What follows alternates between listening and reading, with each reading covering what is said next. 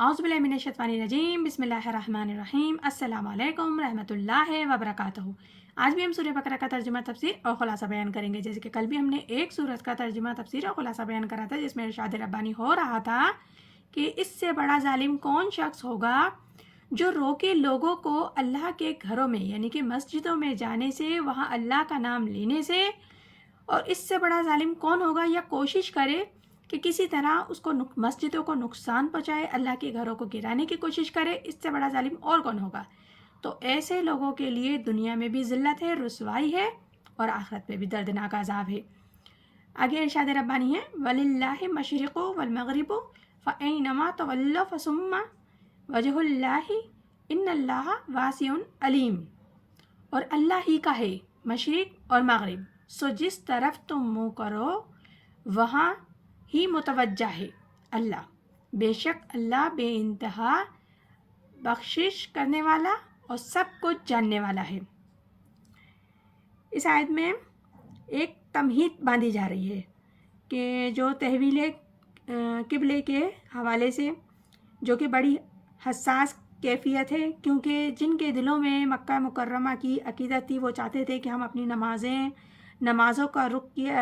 نمازیں ادا کرتے وقت اس کا رخ مکہ مکرمہ کی طرف کریں، اس طرف رخ کر کے اپنی نمازیں ادا کریں۔ تو اس حوالے سے قبلے کا رخ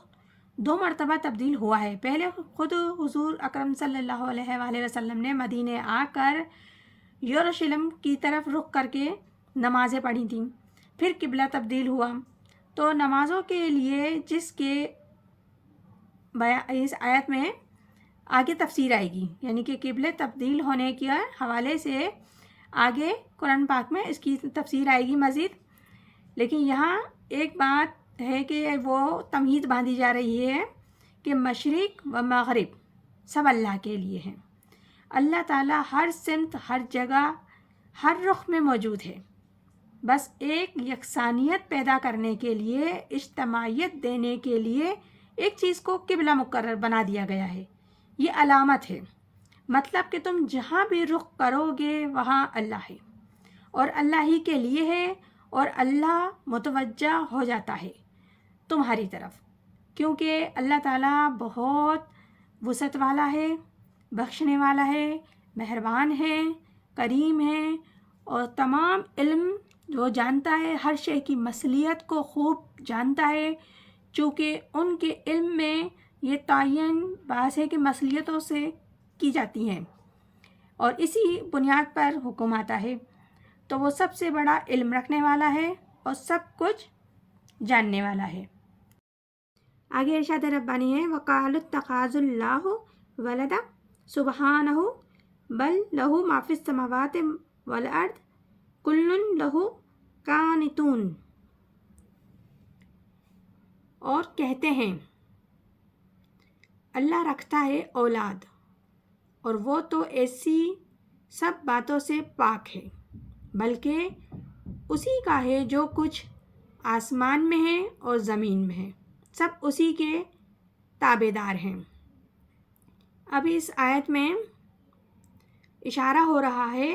اہل مکہ کی طرف، یعنی اہل مشرکین مکہ کی طرف، جنہوں نے کہا کہ اللہ تعالیٰ نعوذ باللہ اولاد رکھتا ہے اور اپنے لیے اولاد رکھتا ہے، یعنی وہ لوگ